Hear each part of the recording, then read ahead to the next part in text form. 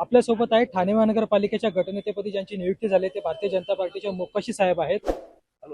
आपण मोकाशी साहेबांकडून जाणून घेऊ की साहेब त्यांचा काय विजन असणार आहे शहरासाठी.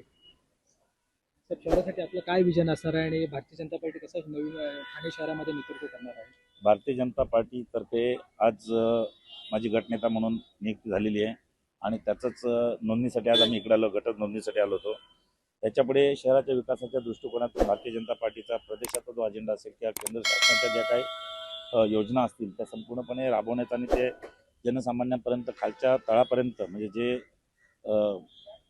जे घटक आज याच्यामधून सर्व गोष्टींपासून जे काही वंचित असतील त्यांच्यासाठी काम करणं आणि शहराच्या विकासाच्या दृष्टिकोनातून जास्तीत जास्त सहकार्य करणं आणि जास्तीत जास्त लोकांच्या समस्या सोडवण्याच्या बाबतीमध्ये आपलं लक्ष राहील. महापौर पदासाठी 2.5 वर्ष कार्यकाल वगैरे या अनुषंगाने काही होणार आहे निर्णय का आमचे बैठक? ते निर्णय आमचे सर्व वरिष्ठ घेतील. आमचं काम झालेलं आता इकडनं. Thank you sir, thank you. निश्चितपणे त्यांनी सांगितलं की जे काही निर्णय आहे तो पक्ष पातळीच्या स्तरावरती घेतला जाईल आणि यापुढची जे काही बैठक आहे त्या बैठकीमध्ये निर्णय होणार असं त्यांनी स्पष्ट केलेलं आहे. ज्ञानेश्वर जाधव, नवी मुंबई.